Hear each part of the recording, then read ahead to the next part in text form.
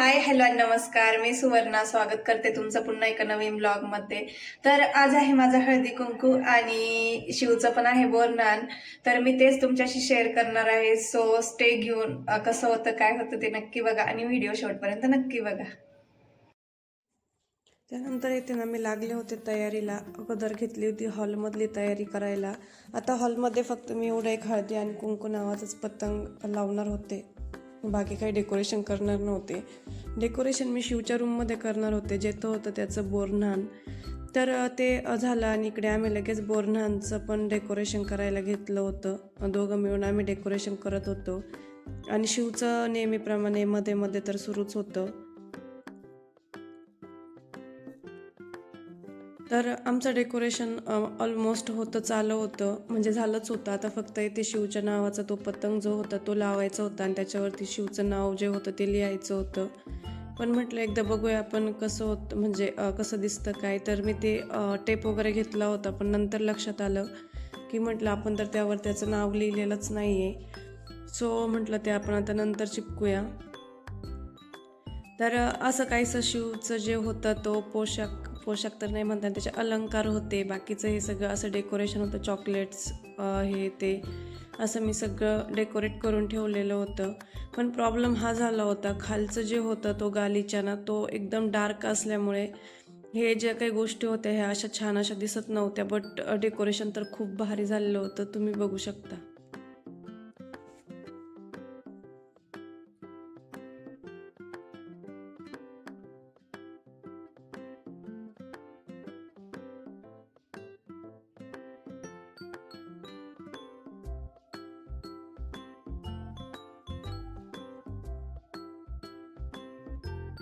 तर फायनली जे डेकोरेशन होतं ना त्याचा लुक काही असा दिसत होता, जो की खूप छान दिसत होता.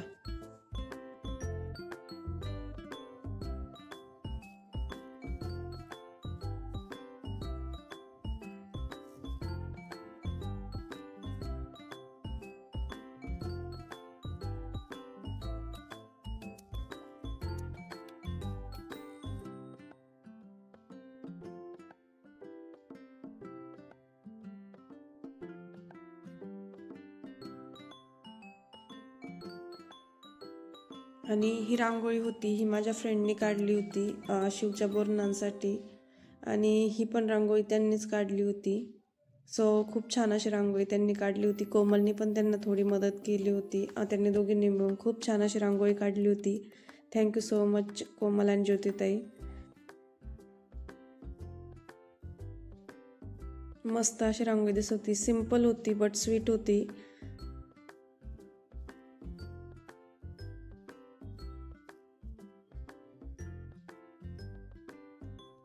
त्यानंतर मी थोडंसं असं डेकोरेशन आतमध्ये सुद्धा केलं होतं. जे ते हळदी कुंकू होतं ते एवढं काही नव्हतं, बट असंच आपलं थोडंसं सिम्पल वाटलं तेवढं केलं होतं आणि ते सुद्धा खूप छान दिसत होतं.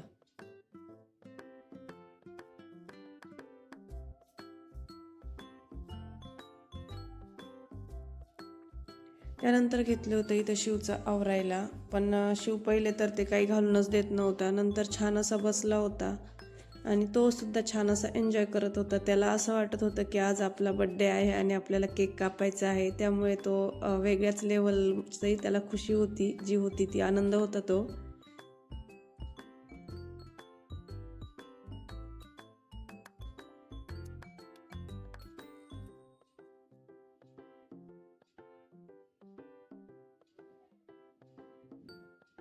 एकसारखा कोमलकडं बघत होता तो, जे ते कोमल त्याचा व्हिडिओ शूट करत होती तिकडे.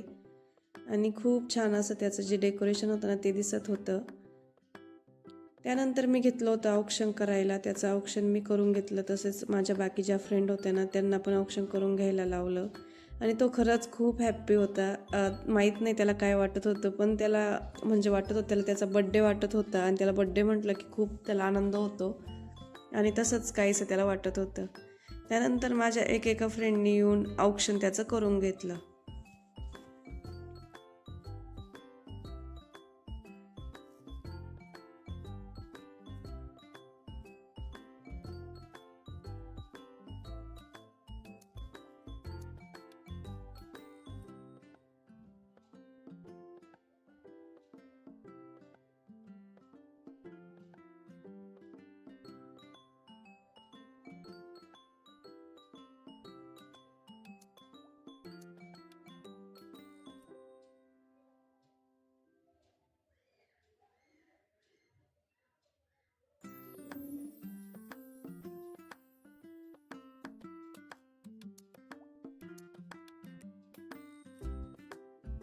आणि ह्या ज्या होत्या त्या आम्ही पहिली राहत होते तिथलच्या माझ्या फ्रेंड होत्या, तर मी त्यांना पण बोलवलं होतं आणि त्यासुद्धा आल्या होत्या.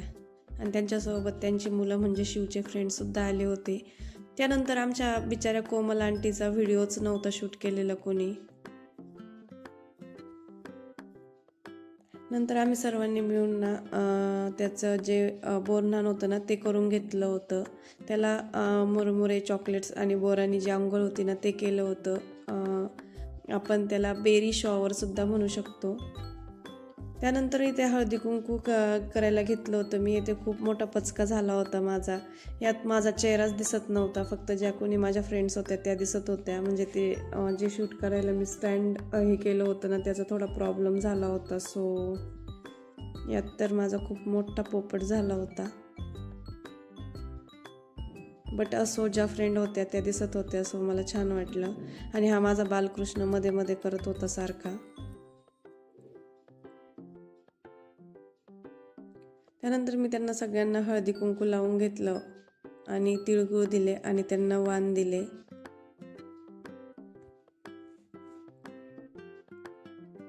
हे जे हळदी कुंकू होतं ना हे खरंच खूप घाई आणि गडबडीमध्ये माझं हे हळदी कुंकू झालेलं होतं. कारण मला दुसऱ्या दिवशी अलिबागसाठी निघायचं होतं. तीसुद्धा माझी पॅकिंग काहीच झालेली नव्हती, ती पण करायची होती.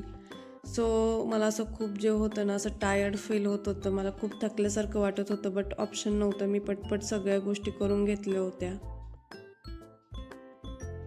त्यांना तिळगुळ देऊन घेतले आणि आता परत त्यांना मी जे वाण होते ना ते दिले होते.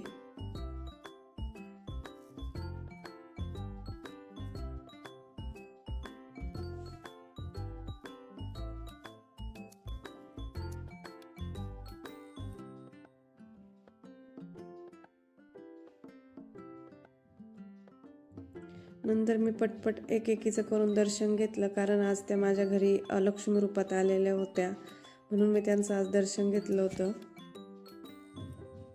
आणि खूप छान असं माझं हळदी कुंकू झालं होतं.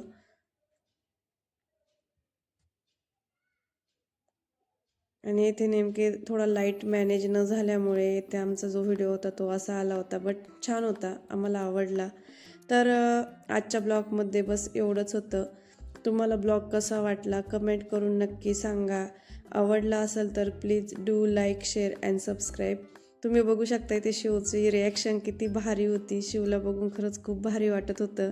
आणि जे काही होतं त्याने सगळं खूप छान प्रकारे म्हणजे मला करून दिलं होतं. सो मी सुद्धा हॅप्पी होती, कारण एवढं केल्यावरती जर बाळाने रिस्पॉन्स केला तर खूप भारी वाटतं. आणि तो माझ्या बाळाने केला होता, सो मला खूप भारी वाटलं होतं.